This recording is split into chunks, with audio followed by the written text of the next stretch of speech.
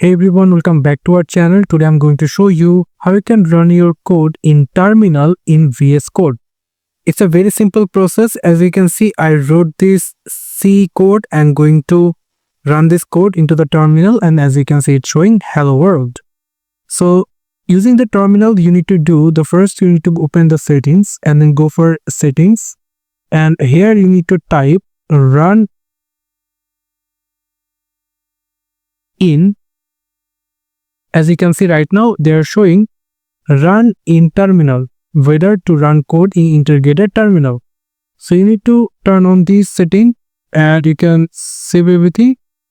And now you just need to close the setting option.